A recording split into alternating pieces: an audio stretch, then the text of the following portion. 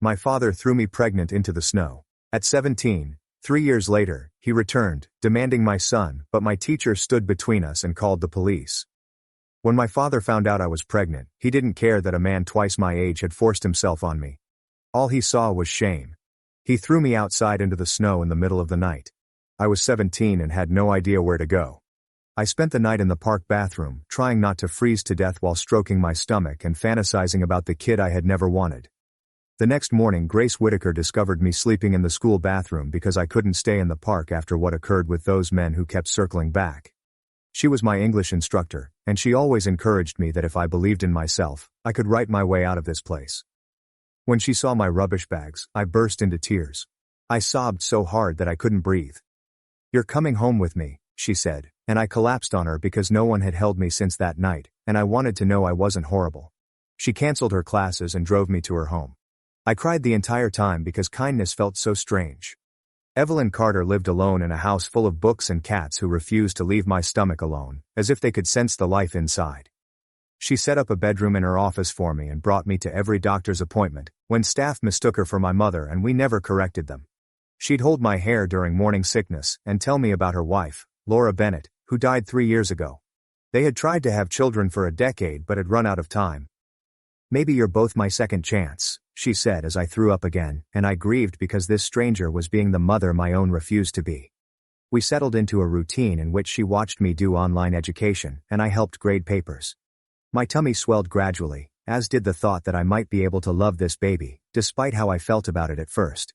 She'd place her palm on my stomach and tell the baby about the books they'd read together and the locations they'd visit. And I started to believe that we could do it. Grace Whitaker held my hand during my 19-hour labor while I wailed and begged for my mother, who never arrived. My parents ignored every phone call from the hospital. Grace cut his cord and was the first person to hold him after me. We both cried when he grabbed her finger with his little flawless hand. "Can he call you Grandma?" I inquired, and she wept yes while caressing his tiny head. We went home together and created a bizarre, beautiful life in her small abode. She taught him songs in many languages, and I taught him to laugh at my ridiculous faces. He took his first steps, reaching for her glasses, which gleamed in the sunshine. He said Mama to me and Grandma to her. And I finally understood that family meant selecting each other every day. We were happy in ways I never imagined possible given everything that had transpired.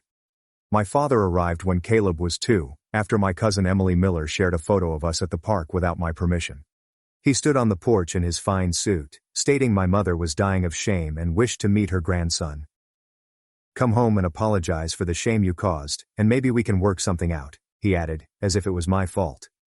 Evelyn Carter stood between us and told him to leave before calling the police to report child abandonment. "That's my daughter you're interfering with," he yelled, while Caleb sobbed and clung to my knees, afraid of this angry stranger. "She became my daughter the day you threw her away," Grace Whitaker exclaimed, her voice powerful enough to silence any classroom full of teenagers. My father's face became crimson with wrath. He pointed at her and screamed that she was a predator preying on vulnerable girls, and that he would make sure everyone knew who she truly was. I wanted to shrink into the floor, but Grace Whitaker simply smiled and said, "Everyone already knows I'm the woman who saved your daughter when you failed her." The next morning, Grace Whitaker did not show up for breakfast, and my heart knew something was wrong before my brain did. I found her on her bedroom floor, clutching her chest and moaning my name as if she had something urgent to tell me. The paramedics worked on her for 40 minutes while she attempted to reach for me. Caleb continued wondering why Grandma didn't wake up and why her face was so gray. I asked them to try harder because she was our only family. She survived, but at the hospital, she had to be put on life support, which involved machines doing all of the breathing and pumping. "She made you medical proxy last year," the doctor stated, presenting me paperwork that I couldn't read since my hands were shaking so violently. "She doesn't want extraordinary measures, so you need to decide soon whether to continue life support." I held her hand as Caleb toyed with her fingers, perplexed as to why she wouldn't squeeze back like she always did during their morning game. I kept whispering, "Please don't leave us." The machines wouldn't stop blaring as I gripped Grace Whitaker's chilly hand tighter. Caleb kept tugging on her fingers, as he did every morning when they played their counting game. The doctor stood at the foot of her bed, holding a clipboard and watching me with a patient expression. Caleb grabbed my shirt and asked why Grandma wouldn't sing the good morning song she always sang to him. My throat tightened because she was standing on our doorstep yesterday, scolding my father off with her teacher voice. Her face now appeared gray, like old newspaper, and the machines were performing all of her breathing. The doctor cleared his throat and approached to hand me some documents on his clipboard. His finger pointed to Grace Whitaker's signature at the bottom, and he indicated that I was her medical proxy. My hands shook so badly that I couldn't hold the clipboard still enough to read the words. The document stated something about no unusual measures in her clean teacher handwriting, which I had seen on hundreds of my writings. He told me we didn't have to decide right now, but we should respect her wishes. Caleb began weeping because he was hungry and terrified of the beeping sounds. A woman entered with a soothing voice and introduced herself as Janet Monroe, the social worker. She held a hefty folder under her arm and recommended we meet somewhere quieter to chat. She located us a little room down the hall that had some toys for Caleb to play with. While he built blocks, she explained what it meant to be a medical proxy and handed me hospital information booklets. Her soothing tone of voice caused my chest to relax slightly. She said she'd be here to help us with everything and left her phone number on a card. Dr. Michael Chen knocked and entered to explain what had occurred to Grace Whitaker's heart and brain. He sat across from me, using his hands to demonstrate how her heart had stopped pumping blood for 40 minutes. The rescuers restarted it, but her brain was without oxygen for too long. He wanted to do more tests tomorrow to ensure that her brain functioned properly. Caleb continued pulling on my sleeve, asking when we might return to Grandma's house for lunch. Dr. Chen's face remained compassionate as he informed me that 40 minutes without oxygen typically resulted in severe damage. The ICU had restrictions about children not being permitted, yet the nurses allowed Caleb to stay. He refused to eat his crackers unless he could see Grandma and cried whenever we tried to leave. I had to keep him occupied with coloring pages as physicians came in with additional information. Janet Monroe said she could arrange for volunteers to keep Caleb during critical meetings if needed. That night, I sat in the cold plastic chair beside Grace Whitaker's bed, cradling Caleb. He finally fell asleep on my chest, thumb in mouth. I kept remembering the first night she took me to her house 3 years ago. She poured me chamomile tea and left me crying for hours without asking any questions. She just kept saying, "You're safe now," and I finally believed her. Now I was speaking the same words to her lifeless body beneath all the tubes. Caleb shifted in his sleep and I realized we were like orphans without her. The fear from yesterday washed over me in waves, causing my hands to quiver. My father's purple face, shouting that Grace Whitaker was a predator, replayed in my mind. My gut twisted in knots when he threatened to reveal her true identity. Janet must have noticed my breathing becoming odd because she inquired about safety concerns. I informed her about my father's visit yesterday and what he said about Grace Whitaker. She wrote something on her clipboard and stated that she would make a note in the system immediately away. That night, once Caleb finally fell asleep on the small cot they brought, I read Grace Whitaker's writings. The advance directive explained everything regarding ventilators and feeding tubes in legal terms. My eyes started growing fuzzy when I read the line that declared no artificial life support if there isn't hope. She had added a personal statement at the bottom in blue pen. It stated that she watched Laura Bennett suffer on machines for 3 weeks and never desired that. The weight of everything fell on me all at once in the hallway. I couldn't breathe and felt as if someone was sitting on my chest. Janet discovered me slumped over near the vending machines, gasping for oxygen. She showed me how to inhale for 4 counts and hold it. She held her hand on my back, reassuring me that I was not alone in this. She handed me a paper about mourning, which I tucked in my pocket without reading. The next morning, an elderly woman called Helen Crawford arrived wearing a volunteer vest. She offered to take Caleb to the playroom while I visited with the physicians. I didn't want him to leave with someone I didn't know, but I needed to hear what the doctors were saying without him pulling on me. Helen had this warm, grandmotherly demeanor that Caleb seemed to like. He picked his favorite book, The Very Hungry Caterpillar, which Grandma had always read to him. Helen promised they'd read it together and perhaps solve some puzzles. I watched them stroll down the corridor, my heart hammering, but I had to trust her. Janet was already waiting for me in a small meeting room down the hall, with papers spread out on the table and a man in a wrinkled button-down shirt sitting next to her. When I walked in, he stood up and extended his hand, while Janet explained, "This is Mark Sullivan from Legal Aid, who can help you understand everything." His handshake was firm but gentle, and he had deep lines around his eyes that gave him the appearance of someone who had seen enough to not judge anyone. He took out a yellow legal pad covered in notes, and began going over the fundamentals of medical proxy authority, while I kept looking at the door, concerned for Caleb. Mark stated that my duty was not to pick what I wanted for Grace Whitaker, but to make her own decisions based on what she had told me and written down. He handed me printouts of the advance directive again and proceeded methodically through each section, while I tried to concentrate on the words rather than the way my chest tightened. When I asked about my father and whether he could take Caleb, Mark's entire expression altered, and he leaned forward with his elbows on the table. He claimed my father had no legal right to Caleb because he had kicked me out while I was pregnant and never had a relationship with his grandchild. Grace Whitaker had done everything correctly with witnesses and notarization, thus the medical proxy designation was also legally binding. He stated that if Grace Whitaker died, there might be estate concerns, but we'd deal with them when the time came. The relief hit me so hard that I began sobbing right there in that small room, while Mark pushed a box of tissues across the table and Janet rubbed my back. After gathering my thoughts, I informed Mark that I needed another assessment on Grace Whitaker's brain function before making any decisions. He nodded, saying that was very logical and demonstrated that I was taking my responsibilities seriously. We returned to the ICU, where Dr. Michael Chen was checking Grace Whitaker's monitors, and I requested a second neurological assessment. He didn't hesitate or appear upset. He simply stated that he entirely understood and would schedule it for tomorrow with their top neurologist. He even complimented me on my thoroughness and responsibility, which made me feel a little less overwhelmed by decisions I wasn't old enough to make. Caleb hurried back from the playroom with Helen, holding a drawing of him and Grandma reading books together. He got onto my lap and inquired if the doctors were going to fix Grandma's fractured head, pointing to all the devices surrounding her bed. I informed him they were doing their best, and Helen discreetly slipped out with a nice squeeze on my shoulder. The next morning, my phone rang before Caleb awoke.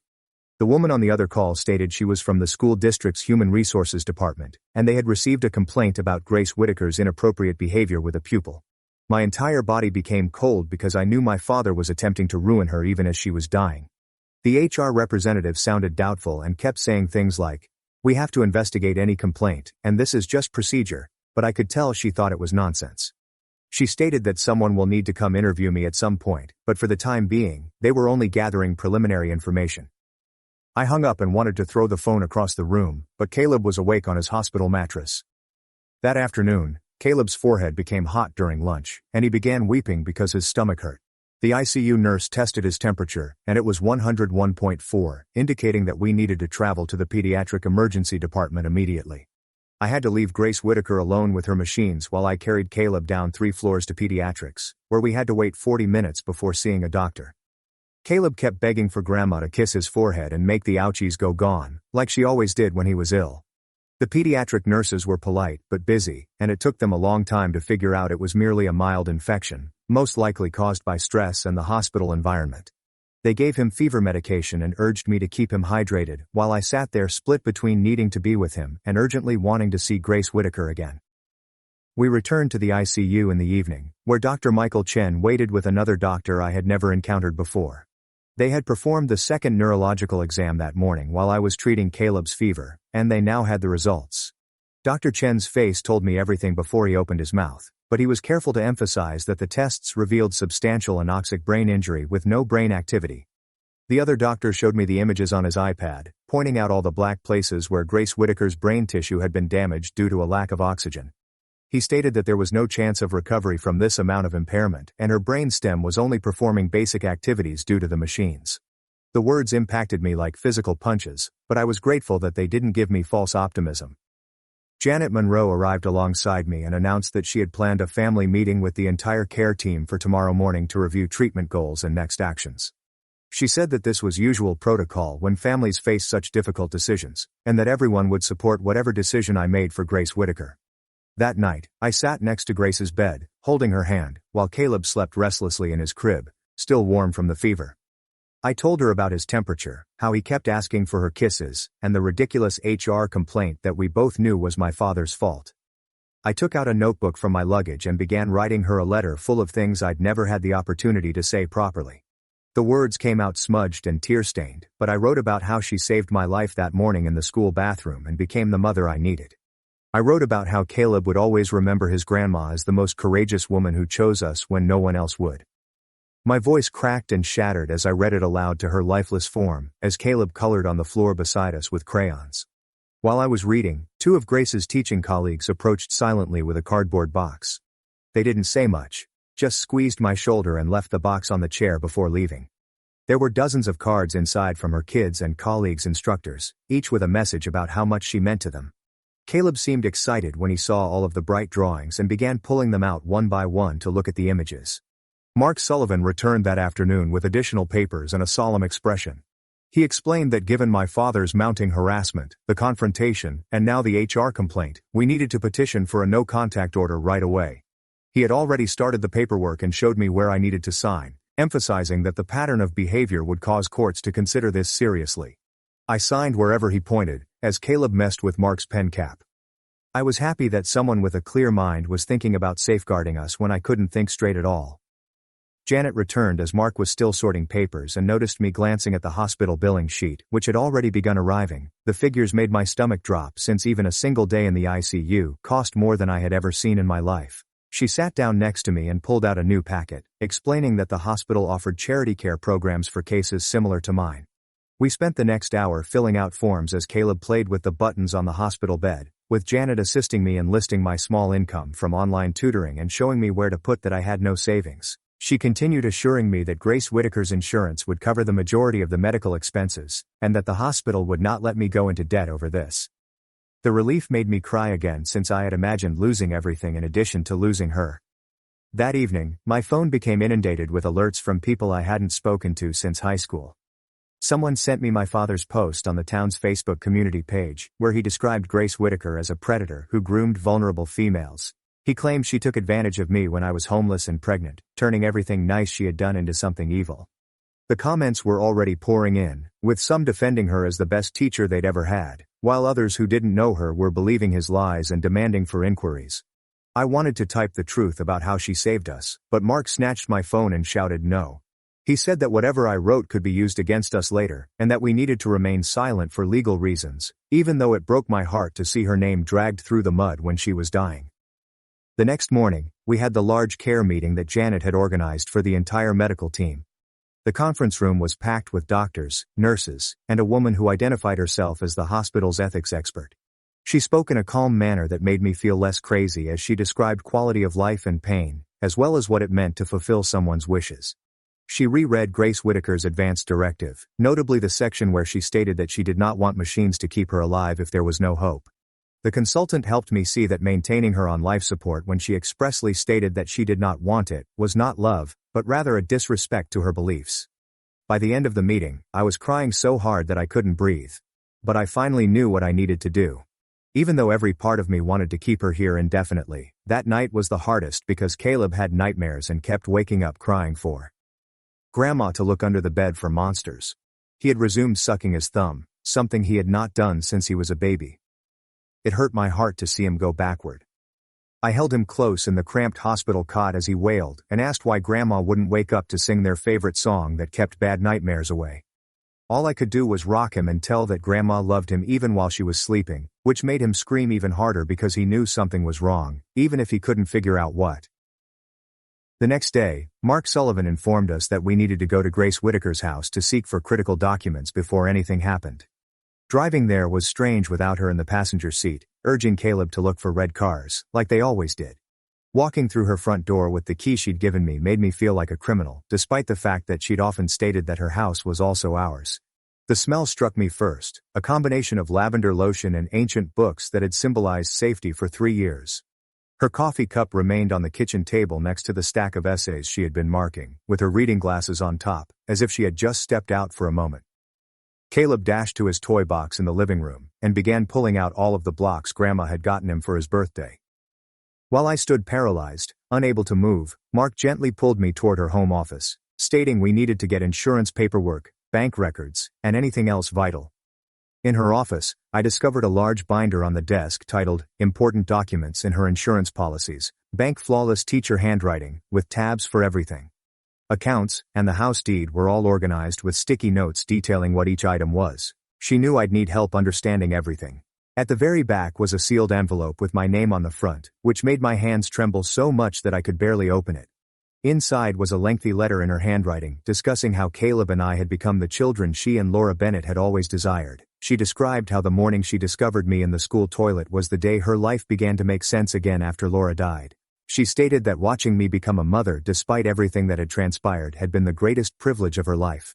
The letter concluded with her stating that she knew I was strong enough to care for Caleb no matter what occurred, and that she would always be proud of her daughter, even if the law didn't acknowledge it. I sat on her office floor, sobbing, while Caleb played in the next room, clutching a letter that seemed like farewell. Mark sat down next to me and began going through the binder page by page, describing everything in simple language that I could comprehend. Evelyn Carter had left everything to me and Caleb in her will, but the house still had a mortgage from the time she refinanced to pay for Laura's cancer treatment. He handed me the statements for all of my medical expenses and credit cards, which I had no idea about because Mom never wanted us to worry about money. The probate process would take months, he added, and we could have to sell the house to pay it off. The notion of losing her house on top of losing her felt overwhelming, but Mark assured us that we'd take it one step at a time. Back at the hospital, Dr. Michael Chen waited with a new suggestion that made my chest tighten. He intended to lower Grace Whitaker's sedation the next morning so he could do one final test for any response to stimulation. He was cautious to emphasize that this was simply to be thorough and that we shouldn't expect any improvement based on all of the prior testing, but he understood that I needed to know we'd tried everything before making a final decision. I consented right away, even though I knew what would happen. I needed to know for myself that she wasn't in there anymore. The test day arrived, and they gradually lowered her meds while Dr. Chen and two other doctors watched the monitors. Caleb sat on my knee, playing with his toy vehicle and making vrooming sounds as we waited for Grace to hear us. Dr. Chen spoke her name aloud, shone lights in her eyes, and squeezed her nail beds to assess her pain reaction. Her eyes remained unfocused, staring at nothing as he moved his palm in front of her face. He requested her to squeeze his hand, but her fingers remained limp. Her pupils did not react appropriately to light, and none of the painful stimuli they tried produced a response. After 30 minutes of testing, Dr. Chen placed his hand on my shoulder and told me something I already knew but needed to hear. Grace Whitaker would not wake up since she no longer had any meaningful brain function. The machines kept her body alive, but she wasn't really present.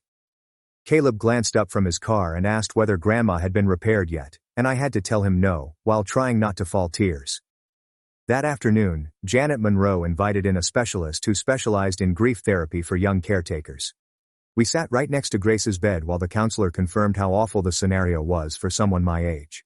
She stated it was good to be furious, terrified, and overwhelmed all at once. She taught me a breathing technique in which you count to 4 breathing in, hold it, and then count to 4 breathing out, which actually helped when I felt like I was going to pass out from anxiety. The counselor explained that anticipatory grieving was just as genuine as typical loss, and that I wasn't weak for mourning Grace Whitaker while she was still alive. She allowed me to feel what I was experiencing without judgment, and assured me that it was natural to wish someone else could make this decision for me. My phone rang as I was walking back to Grace's room, and I nearly ignored the unknown call. My mother's voice came through small and weak, asking whether it was true that Grace Whitaker was in the hospital. She said she heard from my cousin Emily Miller, who had seen the Facebook posts, and she wanted to meet Caleb and see if we could work something out. Her statements were a mix of apologies and conditions for returning home, if I simply apologized to Dad for the trouble I had caused. She asked if we could meet somewhere secretly, because he'd be furious if he found out she'd called. The discussion made me want to smash my phone against the wall, since even now, she couldn't just be my mother without conditions. I told her she could only meet Caleb if my father had no involvement, and that we'd meet in a public setting with other people present. She consented, but her voice trembled with anxiety of going behind his back, and I understood she was just as bound as I was before Grace Whitaker rescued me. We agreed to meet next week at the park if she could get away without him noticing. The school's HR representative phoned shortly after to say their inquiry found nothing improper, and many teachers made comments about how professional Grace Whitaker was at all times. They kept the case open solely for paperwork purposes, but it was evident that they saw right through my father's lies. One small success while everything else crumbled around me. The next morning, a professional who works with children arrived to help Caleb grasp what was going on with his grandmother. She brought dolls and sat on the floor with him, demonstrating how Grandma's body was very sick and how the machines helped her breathe. Caleb watched her move the dolls around and appeared to comprehend why Grandma couldn't wake up, but he continued asking whether she'd be better tomorrow. The woman was patient and kept explaining in simple terms that occasionally bodies get too sick to recover. Caleb nodded, but I could tell he didn't fully understand because he continued glancing at the door, waiting for Grandma to enter. That afternoon, I went Caleb to the cemetery where Laura Bennett was buried, since I felt Grace Whitaker would want to know what was going on. Caleb raced around picking dandelions while I sat beside the headstone, telling Laura that Grace might be joining her soon. I described how Grace had saved us and became our family, and how I couldn't let her leave even knowing what she wanted. Caleb brought a handful of dandelions and placed them on the stone, requesting Grandma to play with this lady in heaven. I said yes through tears and hugged him as he waved goodbye at Laura's grave. Back at the hospital, Dr. Michael Chen was waiting with his final report, and I could tell by his expression what he was going to say. He emphasized that keeping Grace Whitaker on life support was not benefiting her and contradicted what she had put in her documents about not wanting machines. He was gentle, but clear that it was time to let her die gently, and without more suffering. The weight of his words pressed down on me like a real object, crushing my chest. That evening, I sat alone in Grace's room, reopening her letter as Caleb played with his cars on the floor. Her handwriting blurred through my emotions as I read her statements about not wanting to be dependent on machines and trusting me to make the right decision. She wrote about how pleased she was of the mother I had become, and how fortunate Caleb was to have me. She gave me permission to let her go, and assured me that she would always look over us, just as Laura had done for her. Every part of me wanted to keep her here, even if it meant her body breathing through machines. But I knew that was not what she wanted. Mark Sullivan stopped by the next morning with papers for my father's restraining order and informed me that the court date was set for next month. He stated that the Facebook posts and the HR complaint revealed a trend, which judges took seriously. The legal protection felt as if Grace Whitaker was still battling for us from her hospital bed. That same afternoon, my father attempted to enter the hospital, but security stopped him at the door due to Janet Monroe's prior warning. He made a tremendous disturbance, demanding to see his grandson and screaming about his rights while onlookers stared. The guards escorted him out and handed him an official paper stating that he could not return, or he would be arrested. I watched from an upstairs window, afraid but protected by all the people Grace Whitaker had placed in place to help us. Helen Crawford brought Caleb to the playroom while I attended another counseling session to perform the breathing exercises before making my final decision. The counselor helped me understand that my sadness over Grace Whitaker's death was separate from my commitment to respect her wishes.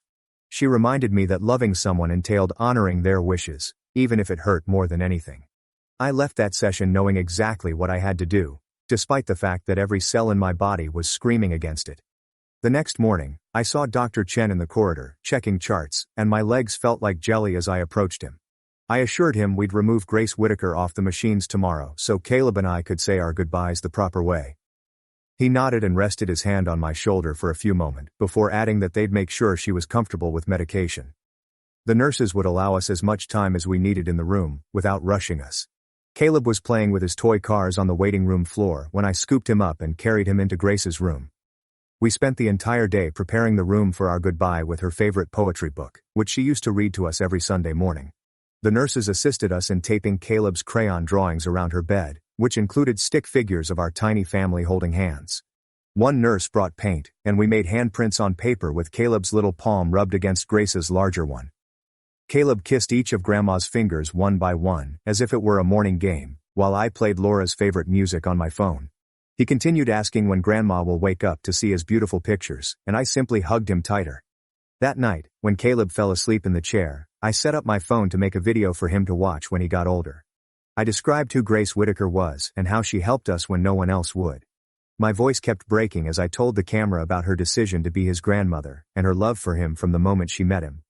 I talked about all the songs she taught him, the books she read, and how brave she was for standing up to my father. The video lasted 20 minutes of me crying and beginning over, but I needed him to know everything.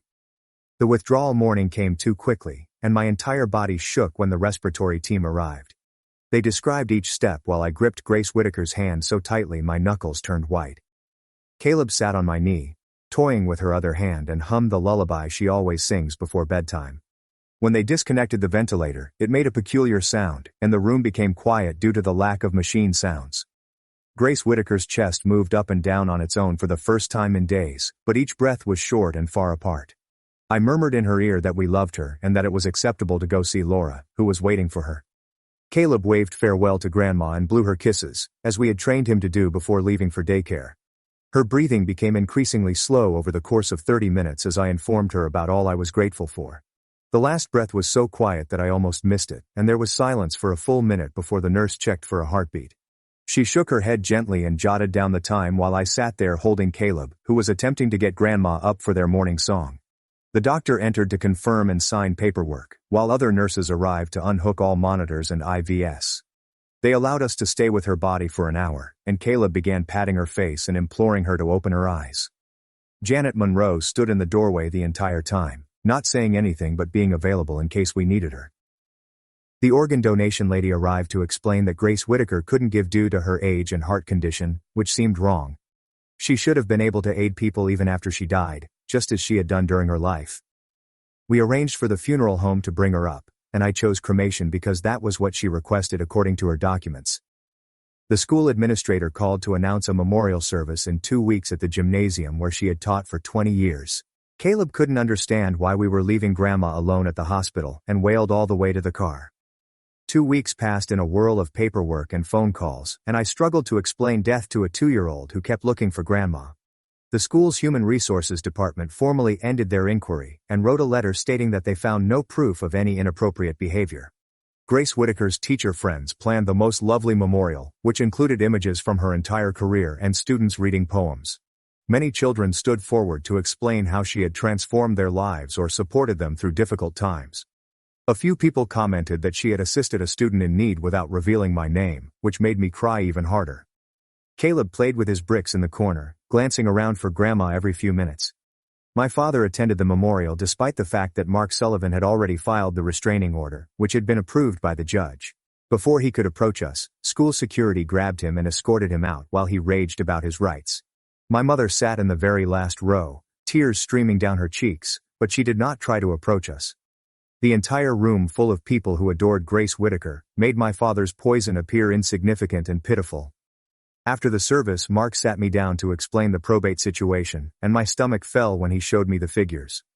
Grace had taken out a second mortgage to pay for Laura Bennett's cancer treatment, leaving little equity in the home.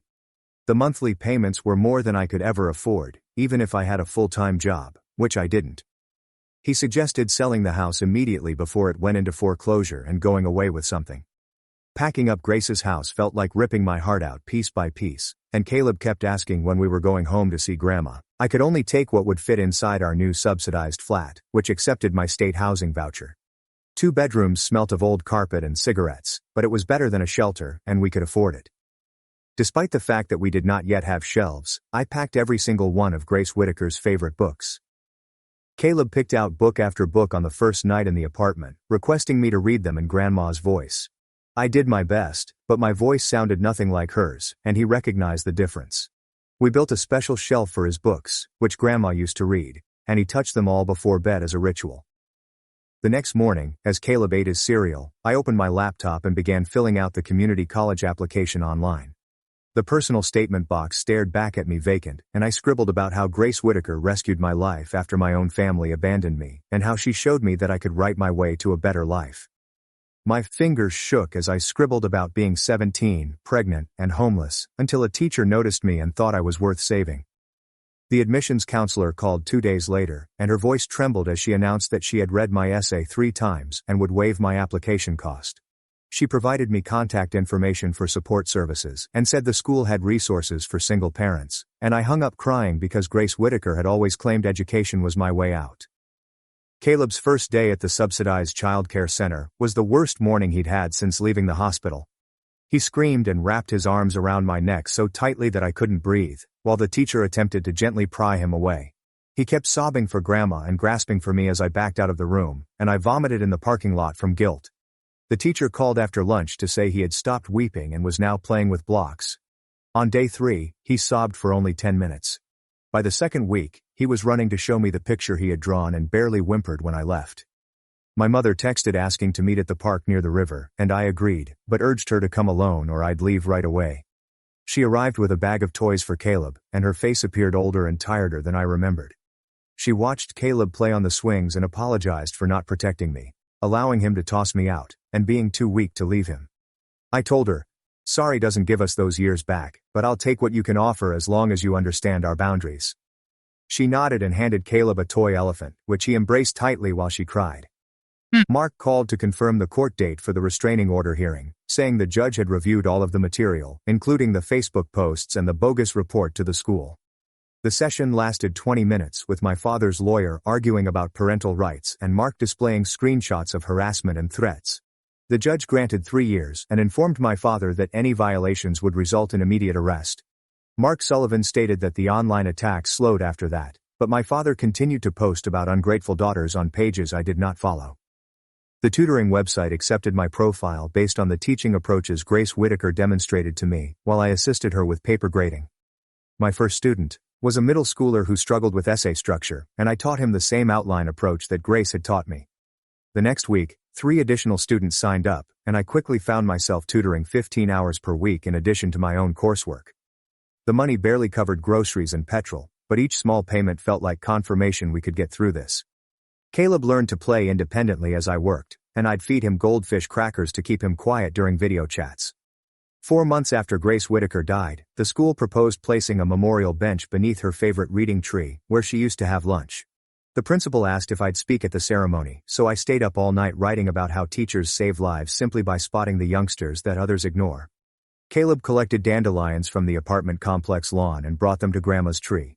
I stood at the microphone with Caleb on my hip, reading about Grace Whitaker, who took in a pregnant 17-year-old that no one wanted and raised her as a family. The entire English department burst into tears, and numerous students approached her later to say she had also helped them. Caleb placed his flowers on the bench and patted it as if he were petting it. Our nightly ritual became holy, with Caleb picking down one of Grandma's books and getting into my lap as I read in a voice that would never sound like hers. We'd gaze at her photo on his dresser and he'd tell us about his day at daycare, what he ate for lunch, and who had pushed him on the playground. He'd occasionally ask when she'd return, but primarily he'd wave and say, "Night, night, night, Grandma." The pain weighed heavily on my chest every night, but so did the memory of her voice assuring me I was stronger than I realized. Last night, I laid in our tiny apartment, listening to Caleb's breathing, the neighbors shouting through the thin walls, and distant sirens.